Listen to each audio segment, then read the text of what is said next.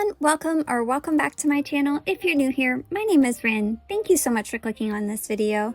Today we're going to fill in this one half of this spread in my sketchbook with some watercolor art. We're going to do the other half in the next video, hopefully, but I'll talk about that in a little bit. Here, I just had wanted to draw some like winter themed art. It feels like winter is going by so fast where I live. I can't believe it's like almost the new year already. So I wanted to draw some winter themed art before it was too late. So I had started with this girl. Her coat is like inspired by a coat I saw on Pinterest that I thought was really cute. So I started with painting it this mauve color, and then I also lined it with like a more pigmented version of that mauve, and then also added some purple and some teal just for some extra pops of color. I also did line everything on this page with watercolor instead of using colored pencils or ink.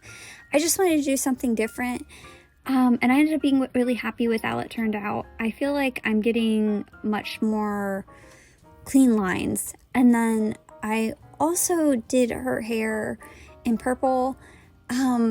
I wanted to use there are a lot of different colors on this page, but I wanted to use all the same colors pretty much in each one of the three doodles, if that makes sense. So I used purple in all of them, and I thought it'd be fun to paint her hair a color that is like more of a fun color, because up until this point I've done all like natural colors like black or brown or red or blonde. So I thought it would be fun to do purple, and I'm really happy with how it looks when the entire page is done. And then here on her jeans, normally I always draw little hearts on the knees. You can't see it because my hand's in the way, but like the dog in the bottom right corner has little hearts on her knees. It's just like a way of stylized shading I like to do. But here I wanted to do something a little different again, so I did cats. And in a minute I will go in and make like a checked pattern. I think it's like a checked pattern. That's what it would be considered, I'm not sure, but a little pattern on them. I also end up doing a lot of like the background off camera. But you'll see later too, I do add a bunch of glitter. If you've been watching my videos for a while, you know I love to add glitter to so many of my paintings. So it does end up being a lot of glitter and a lot of color in the background as well. Also, while drawing this and painting it and filming it, it made me think, because I started this with just the girl. I wanted to, like I said, wanted to draw some winter themed stuff. So I drew the girl in the coat, and then I wanted to draw some animals too. So it made me think, because I do a lot of people and animals and like backgrounds drawings or paintings on my channel, it made me want to ask, like, do you guys prefer my people drawings or my animal drawings? Let me know down in the comments if there is one that you like better to watch me paint than the other, and I'll try to do more of them. Let me know down in the comments if you have a preference. And then here I started on this snow leopard inspired cat. I drew this when I didn't have access to any reference materials. I have a bad habit of drawing when I don't have reference to any reference materials, so it's not accurate to an actual snow leopard, so it's a snow leopard inspired cat. And then I knew I wanted his coat to be green. I had a bit of a hard time deciding what colors I wanted to use for all of like the girl's earmuffs and, like in his case, his scarf and his gloves. And I ended up using like almost every color in my Vintage Pastels palette. I think I used every color but black, because it does have black in it. I think I used every color other than that.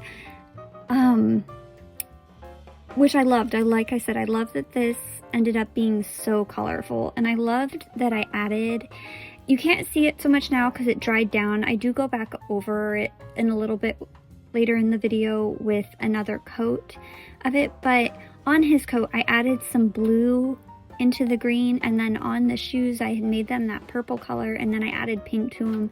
So I loved that, just adding those extra pops of color, and how much more visually interesting it felt like it made it. I also love how much I feel like I'm getting so much better at color and picking color and knowing like what colors to blend and use for shading without just using like a darker tone of the same color for shading, but being able to start add shading with like other pops of color. I hope this is making sense.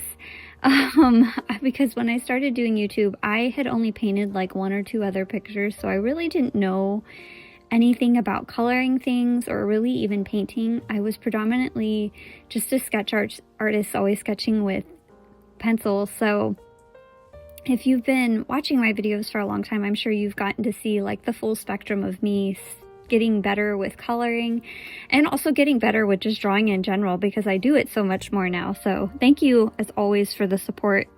I really appreciate it. It helps me stay motivated to keep drawing. And then here I'm starting on this little dog. When I had first drawn her, my mom saw her. She said she thought it looked like the dog should be pink with like, or purple, excuse me, with pink ears. I don't know if anybody watching this video outside of me and my parents will know what this is, but there used to be like a long time ago a Barbie toy that they did that was like, I think there was a dog version, but I know for sure there was a cat version because I had the cat version. And it was a cat that was like, she came in either light pink with bright pink ears or white with purple ears. And like she had a like, if you like pet her head, like she'd meow, and there she came with little bracelets and like a skirt and stuff that you could accessorize her with. But anyway, this dog reminds me so much of that toy, so I wanted her colors to be very whimsical, which, I mean, she's a purple dog. I think like automatically she's going to feel whimsical, but then I wanted to contrast that with that yellow in her coat and that blue in the fur. I ended up being super happy with how everything on this page turned out color-wise, but especially her. I loved how she reminded me so much of the toys I loved when I was younger.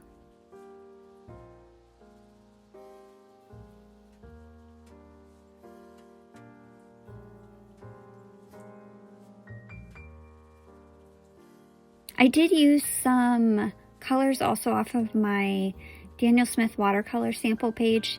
As always, all of the paints and supplies will be linked down in the description if you are interested in any of them. I would recommend all of the paints and everything I have linked down below. They all work great. I've been using them for a long time now and they're all amazing.